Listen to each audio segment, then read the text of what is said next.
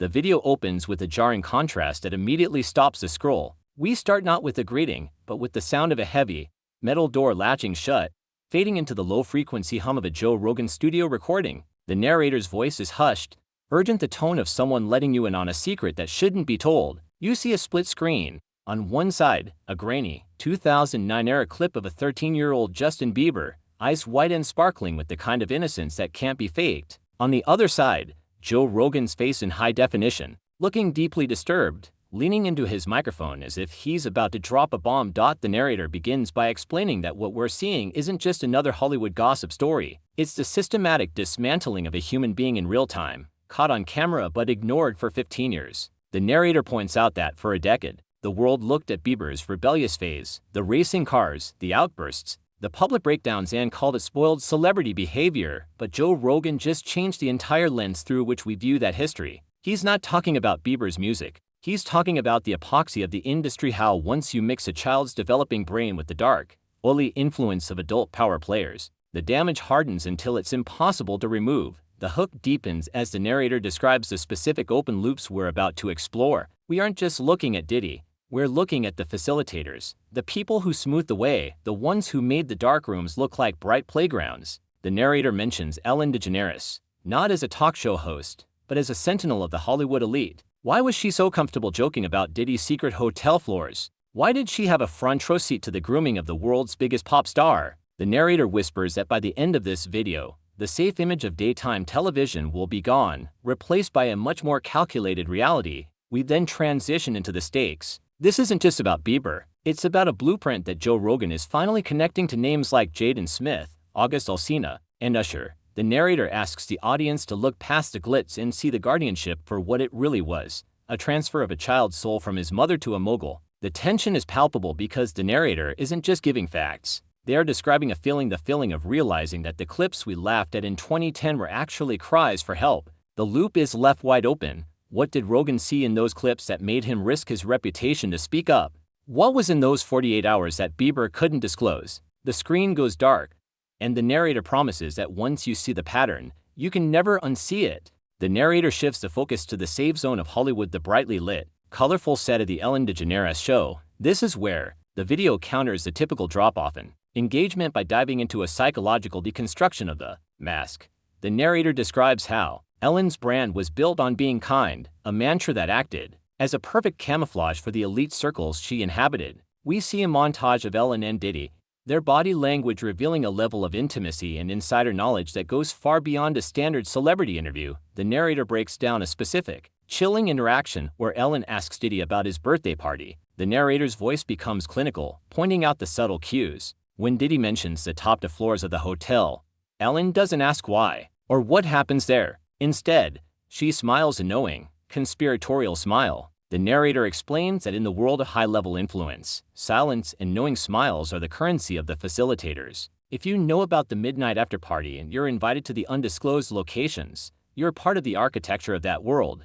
The narrator then draws a direct, haunting parallel that Joe Rogan touched upon, the role of Ghislaine Maxwell. The video doesn't say Ellen is Maxwell, but the narrator explores the function of the role, the social connector who makes powerful men feel safe and makes young talent feel like they're part of something exclusive and cool. The narrator describes the scene of a 13-year-old Bieber on Ellen's couch, where she gives him cuddle nicknames and treats him like a toy. The narrator asks, why was a grown woman facilitating an environment where a child was being passed between moguls like a prize? To keep the viewer's heart rate up, the narrator describes the timing of Ellen's exit from the industry. It wasn't just toxic workplace rumors. The narrator suggests that as the Diddy investigation began to loom, the connectors were the first to go quiet. We see clips of Ellen's final shows, her demeanor shifting from confident to guarded. The narrator notes that when Rogan started lining things up, he wasn't just looking at the crimes, he was looking at the audience at us and asking why we let the safe people convince us that the weird stuff was normal. The narrator's voice rises in intensity as they describe the hidden in plain sight nature of these interactions. The valley of death is conquered because the viewer is no longer just watching a video. They are being trained to spot the predators and the facilitators in every clip they've ever watched. The narrator slows the pace down, creating a heavy, atmospheric tension as we enter the core of the Bieber-Diddy investigation. The screen fills with the infamous footage of a 15-year-old Justin Bieber standing next to a sunglasses-clad Diddy. The narrator describes The scene with visceral detail, the way Diddy's hand rests on Bieber's shoulder, the way he speaks for the boy, and the chilling phrase legal guardianship, the narrator asks the audience to truly process that sentence. Why would a global superstar who is already signed to Usher and Ellie Reid need to be handed over to Diddy for 48 hours of private time that cannot be disclosed? The narrator deconstructs Diddy's language in the clip, noting how he calls it a 15-year-old's dream. The narrator's voice drips with skepticism, pointing out that a 15-year-old's dream is usually sports, video games, or a crush not being locked in a hotel suite with a 40-year-old mogul and his crew for 2 days of going crazy. The narrator then connects this to Joe Rogan's observation. Mentorship don't usually come with secrecy. Real mentorship happens in the light. It happens in the studio with engineers and writers.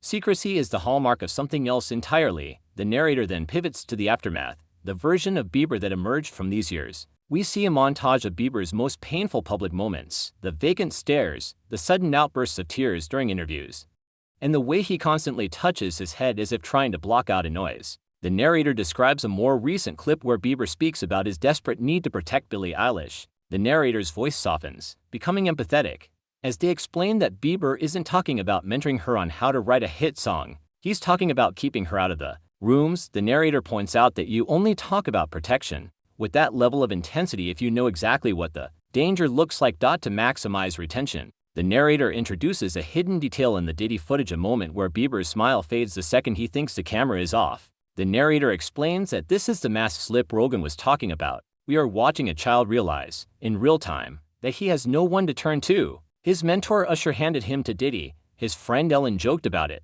The narrator poses a haunting question. If the whole world is watching you and laughing at the funny 48 hours, who do you tell when the dream turns into a nightmare? The narrator leaves the viewer hanging on the image of Bieber's face, older now, scarred by the epoxy that Rogan says can never truly be removed.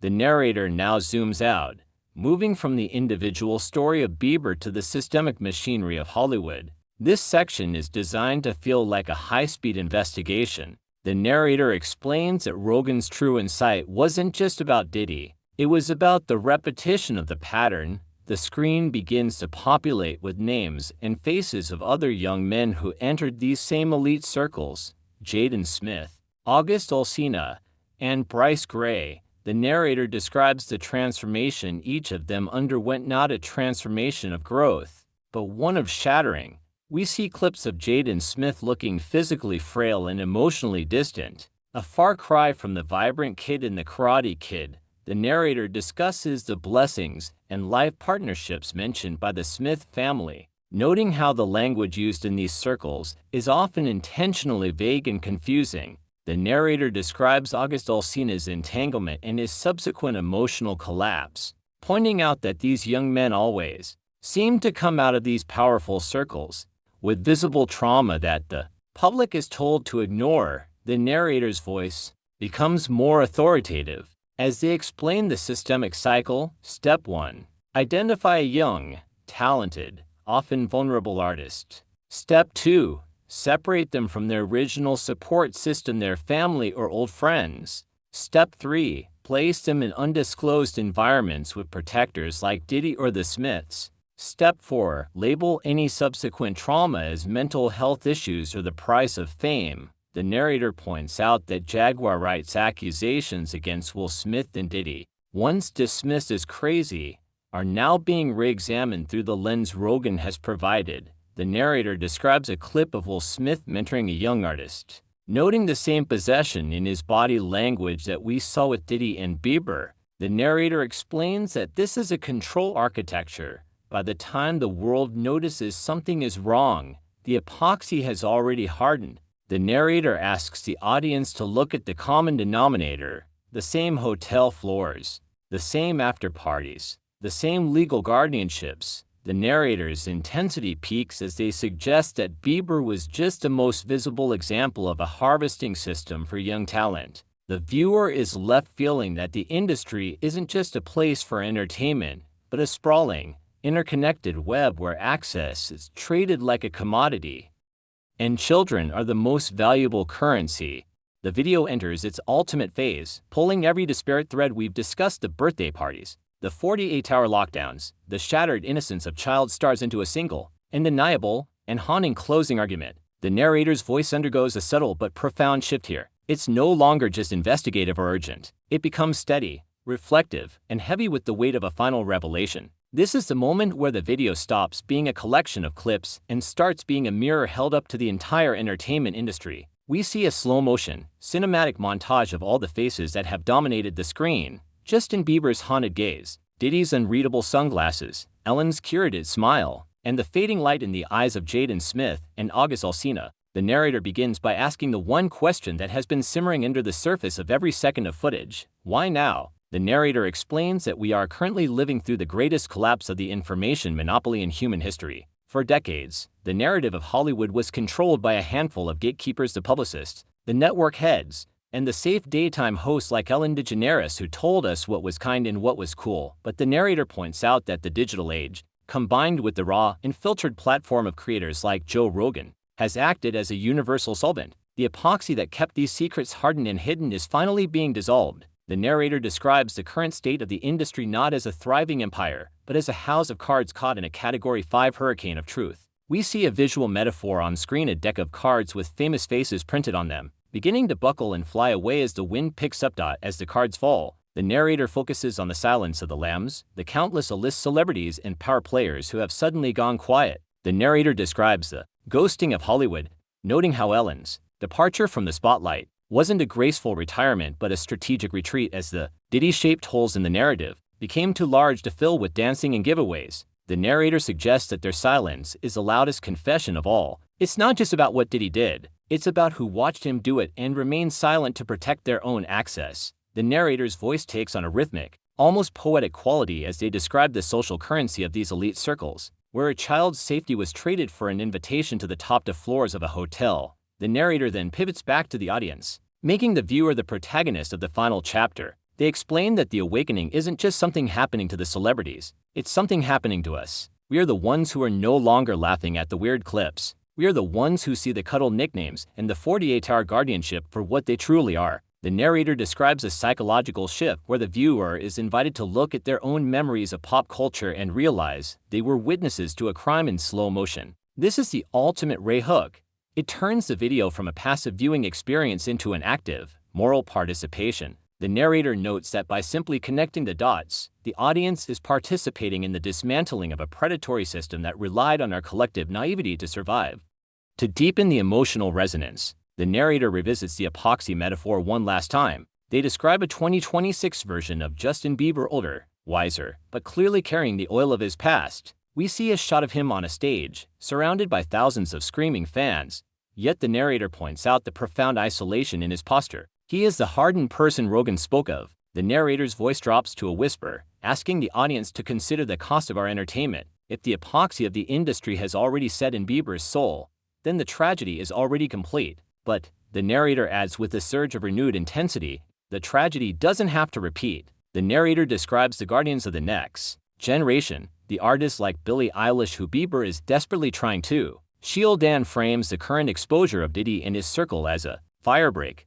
We are burning down the old forest to ensure the new growth has a chance to survive without being mixed with the toxins of the past. The video's conclusion is designed to leave a permanent mark on the viewer's psyche. The narrator doesn't just ask for a like or a subscribe. They frame the act of following the channel as joining a watchtower. They describe the comment section not as a place for chat, but as a digital record of people refusing to be lied to anymore. We see a final, flickering montage of the 48-hour footage, but this time it's distorted, turning black and white, symbolizing that the dream has officially been recognized as a nightmare. The narrator's final words are a haunting call to action that transcends YouTube metrics. They ask, if the walls are finally coming down, who is going to be the first to walk out of the ruins and tell the whole truth? And when they do, will you be brave enough to listen? The screen doesn't just fade to black. It stays on a single and blinking shot of Joe Rogan's studio light, symbolizing the interrogation of the elite that has only just begun. The narrator leaves the viewer with one final, chilling thought: the names we've discussed today are just the ones that were caught in the light. The real story is about the ones still in the shadows, watching this video, wondering if their name is on the next card to fall. This creates a massive open loop that ensures the viewer will return for the next installment, not just for gossip, but for the conclusion of a story that feels like it's reshaping the world. The narrator's voice finally fades, replaced by the sound of a ticking clock that grows louder and louder until the video cuts out. leaving the audience in a state of high alert reflection.